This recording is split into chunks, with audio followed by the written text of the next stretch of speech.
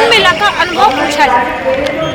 साहब, आप वन मेला में लगातार आ रहे हैं, इस वन मेला के बारे में क्या बोलेंगे, क्या आपका अनुभव है? ये मेला जिस तरीके से जहाँ पर हम खड़े हुए हैं लाल परेड ग्राउंड पे, ये मेला 2018 से यहाँ पे लगाया गया था।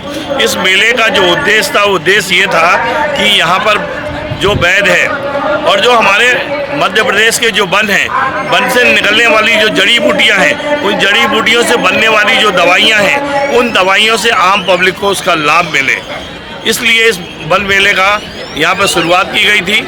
और इस वन मेले को यहाँ पे लगाने का उद्देश्य ये था कि हमारे जो मध्य प्रदेश के वैद है, जैसे अमरकंटक, पचमढ़ी, जहाँ पर सबसे ज़्यादा वहाँ वैद पाए जाते हैं, वहाँ की जड़ी बूटियाँ आई जाती हैं। लेकिन जिस तरीके से मैं 5 दिन से यहाँ पे जो सर्वे कर रहा हूँ, उस सर्वे में मुझे देखने को मिल रहा है, पहली बात यहाँ साड़ियों की दुकान लगी हुई है। अरे साड़ियों की दुकान लगाने के लिए बहुत सारी चीज़ें हैं, वहाँ पे साड़ियों की दुकान लगाई जा रही हैं, साड़ियों की दुकान। और दूसरा, रेलवे स्टेशन के बाहर फुटपाथ पर बैठने वाले जो काले काले पीले पीले लोग वहाँ बैठे हुए हैं, वो लोगों को पकड़ रहे हैं, लोगों को बुला रहे हैं और ये कह रहे हैं कि हम सेक्स बढ़ाने की दवाई देते हैं। ये गलत मैसेज जा रहा है। ये अंतर्राष्ट्रीय मेला है। अंतर्राष्ट्रीय मेले की जो पहचान है और पूरे देश में और विदेश में इसकी पहचान है। अधिकारियों का कोई अंकुश नहीं है। अधिकारी बाकायदा 5 दिन तफरी कर रहे हैं, घूम रहे हैं, खा रहे हैं और बढ़िया, इस मेले के ऊपर उनका कोई नियम। जिस तरीके से मेले ने इस बार जो बुकिंग की है वो ऑनलाइन बुकिंग की है। ऑनलाइन बुकिंग में इन्होंने इस चीज़ की कोई जांच नहीं की है कि जांच में कोई जेन्युइन आदमी आ रहा है कि नहीं आ रहा है। यहाँ पे सड़क छाप आदमी, साड़ी बेचने वाला, खिलौना बेचने वाला, अचार बेचने वाला, कई ऐसी स्टॉल यहाँ पर लगी हुई हैं।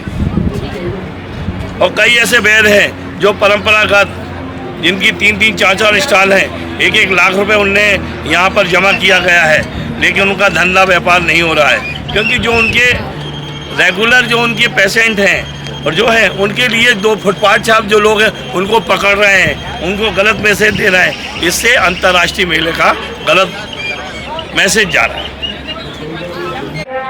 हमारे पूरे सर्वे किया हमारी पूरी टीम ने, और इस पूरे सर्वे की टीम ने इस वन मेले का जो मंत्री तो कोई है नहीं है, मुख्यमंत्री जी ने इसका उद्घाटन किया है। हमारी पूरी टीम मुख्यमंत्री जी को इस पूरे सच्चाई से अवगत कराएगी और जो अधिकारियों ने यहाँ पर जो लापरवाही की है, उन लापरवाही पे उनके ऊपर कानूनी तरीके से दंडात्मक कार्रवाई की जाएगी। विभास कुमार ठाकुर साहब जो प्रबंध महासंचालक महोदय से मैं आज के मेले पर मैं चर्चा करना चाहता हूँ। और सर जी, आप अपना नाम बताएं। नाम तो आपने बोल दिया, विभास ठाकुर जी। तो सर, मैं ये जानना चाहता हूँ कि इस बार जो मेले में आपने बुकिंग जो की है वो ऑनलाइन बुकिंग की है ना सर? और ऑनलाइन बुकिंग होने के कारण इस बार जो वैद आए हुए हैं, वो जो परंपरा का वैद तो आते हैं वो तो आ ही गए, लेकिन बहुत सारे ऐसे करीब 10 से 15% ऐसे लोग आए हुए हैं इसमें, जिनने ऑनलाइन यहाँ पर अपने रजिस्ट्रेशन किया। अपन ने उनकी किसी तरह की कोई जांच नहीं की। जैसे वो स्टेशन के बाहर खड़े होकर फुटपाथ पे जो जड़ी बूटियाँ लगाते हैं और लोगों को बुलाते हैं और कहते हैं कि तुम्हारे चेहरे पे दाग है, मैं ये मिटा दूंगा, वो मिटा दूंगा। उससे थोड़ा सा सब मेले पे क्या असर? मेले आपने पहले दिन हमको ये मिला था सूचना कि ये कुछ लोग अंगूठी वगैरह लाए हैं, तो उसको हमने कल हटवा दिया है। अंगूठी वगैरह सबको जो लिख के वहाँ टांगते थे कि आपका भविष्य अच्छा हो जाएगा, पहन लीजिए, और आपको सुख शांति होगा, आपका दाम्पत्य जीवन होगा, ये सब लिखा था, वो सब चीज़ को हमने हटवा दिया। सर, मैंने अभी पूरे मेले का 3 घंटे से हम लोग निरीक्षण कर रहे हैं। 10 से 15 दुकानें अभी वहाँ पे अंगूठी वाली दुकान लगी हुई हैं, और तो और उसके अलावा भी जो दुकानें लगी, साड़ियाँ बेचने की दुकानें लगी हुई सर, 8 से 10 स्टॉल। वो देखिए सर, अपन ने जो मेला का जो अपना उद्देश्य था, मेले का उद्देश्य क्या था सर? देखिए, 300 हमारे पास स्टॉल है। 300 में से मैक्सिमम हमारे लोग से संबंधित है। कुछ स्टॉल हम लोग जो लोकल शिल्प का है और लोकल जो कारीगर है या लोकल कुछ है, उनके लिए भी कुछ स्टॉल हम लोग हमेशा से देते हैं। सर, जो मेले का उद्देश्य क्या है सर? अपना मेले का उद्देश्य क्या था? जब मेले का अपन ने शुरुआत की थी, वो उद्देश्य क्या था? मेले का तो उद्देश्य है कि जो हमारे लघु वनोपज संग्रहण जो महिलाएं करती हैं, उनको उनका आर्थिक स्तर कैसे अच्छा हो, हमारे जो वंदन केंद्र हैं उसको कैसे हम आर्थिक स्तर ऊँचा करें, हमारे जो प्राथमिक वनोपज सहकारी समिति हैं उसमें जो महिलाएं हैं उनका कैसे करें। आपको मालूम है कि जो हमारे संग्रहण करते हैं 50% से ज़्यादा महिलाएं ही संग्रहण करती हैं। तो उसको ध्यान में रख के हम लोगों ने वर्कशॉप किया था कल और परसों 2 दिन वर्कशॉप था महिला लघु वनोपज से महिला सशक्तिकरण। इस मेले का थीम लघु वनोपज से महिला सशक्तिकरण है। तो उस थीम को लेकर 2 दिन वर्कशॉप हुआ। आज अभी क्रेता विक्रेता सम्मेलन चल रहा है। तो क्रेता विक्रेता सम्मेलन में भी हम लघु वनोपज से रिलेटेड हम कितना क्रय कर सकते हैं, कितना क्रय करने में मदद कर सकते हैं। जो वनोपज औषधियाँ हमारे ग्रामीण आदिवासी जंगलों से कलेक्ट करते हैं तो उनका हम कितना आर्थिक रूप से मदद कर सकते हैं वो हम MOU कर रहे हैं। हमारे पास एक MFD पार्क है जहाँ पे हम औषधि बनाते हैं। वहाँ पर हम अधिक से अधिक प्राथमिक वनोपज सहकारी समिति से वंदन केंद्र से क्रय करने के भी MOU करने की प्रक्रिया चल रही है।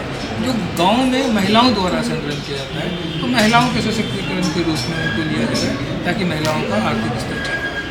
सर इस बार मैंने अभी कई वैद्यों से बात की जो पचमढ़ी और हमारे छिंदवाड़ा के परंपरागत जो वैद्य हैं जब से अपने मेले की शुरुआत हुई तब से वो लगातार यहाँ पर आ रहे हैं। लगभग जैसे मान लो किसी ने 3 स्टॉल लिए तो उनका 80-90 हज़ार रुपये का खर्चा आया जो अपने यहाँ पर जमा किया उन्होंने। उनका स्टाफ का खर्चा आया लगभग 2 लाख रुपये का खर्चा हुआ। लेकिन जिस तरीके से ये जो फुटपाथ पे बेचने वाले हैं जो बार बार लोगों को कहते हैं कि तुम्हारी सेक्स कैपेसिटी बढ़ जाएगी, ये बढ़ जाएगी, इस तरह का रिझाने का काम लोग कर रहे हैं, बार बार बुला रहे हैं। उससे वैद्यों के दवाइयों पर और वैद्य के ऊपर काफ़ी फर्क पड़ रहा है। वैद्यों के अंदर काफ़ी निराशा है। वैद्यों को 1 पैसा भी नहीं लगा है, सबको फ्री मिला है स्टॉल। ये आपको गलत किसी ने जानकारी दी। जो हमारे 30 वैद्य के स्टॉल हैं वो सबको फ्री मिला है। सुबह शाम पारी में हर एक को मौका दिया जाएगा। उसमें कोई ऐसा प्रॉब्लम नहीं है। ऐसा कोई प्रॉब्लम किसी ने हमको बताया नहीं है। अगर कोई हमको बताए तो हम जाकर चेक करेंगे। मालकांगनी तेल, मालकांगनी ज्योतिषवती बोलते हैं। कमल जड़, कमललाल कमल जड़,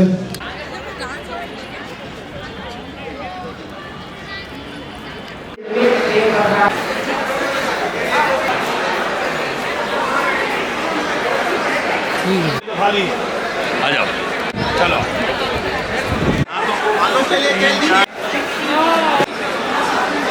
ये भी सिर्फ भजन